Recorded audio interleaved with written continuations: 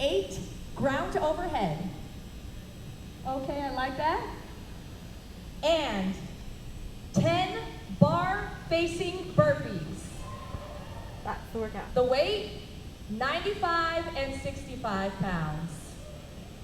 The time cap, 15 minutes. So 20.1 is 10 rounds of 8 ground to overhead, 10 bar facing burpees, 95 and 65 pounds for the weight, with a 15-minute time cap. So Rich, you've done a lot of these open workouts, open announcements. What are your initial thoughts on this one?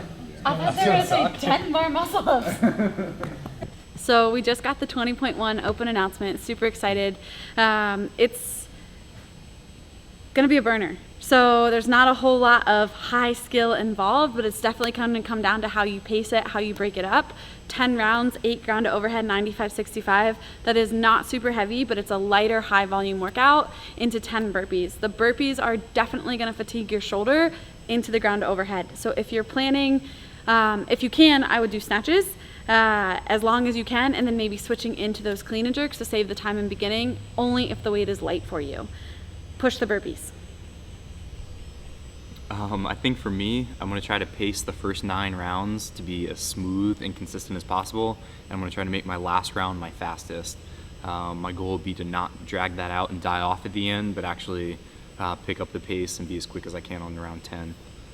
So for the ground to overhead, I would definitely plan, if you can, maybe start unbroken. If you think your shoulders are gonna burn out, then let's break from the start. It needs to be a quick break. So it needs to be a break just to release some tension. Count yourself 3, 2, 1, right back on the bar, or essentially drop it, follow it down, reset, and pick it up. The key is gonna be getting to the burpees and getting through the burpees. You're never gonna fail a burpee. So push yourself through the burpees, but also find a pace that's just under your red line, because 10 times 10 is 100. So it's a lot of them. What I would recommend would be finding a rhythmic routine for your burpees. So it needs to be a 2-foot hop takeoff, but if you can, let's work on that step. Step the same way, turn the same way every single time, so your body can just get into a nice flow and you can expend as little energy as possible. If you have to lay there for a second, lay there for a quick second, and then step your way back in and just try to keep moving. You can break on the barbell and just get back to the burpees. As far as pacing goes, I think setting a pace from the beginning that's maintainable, whether that's 5-3-2 in the snatches or 7-3, is going to be a lot faster than going unbroken for 4 or 5 rounds and then being down to singles with large breaks in between. There's a lot of transition between this, and I think that minimizing that as much as possible is going to take away a lot of accumulation of wasted time by the time this thing's over.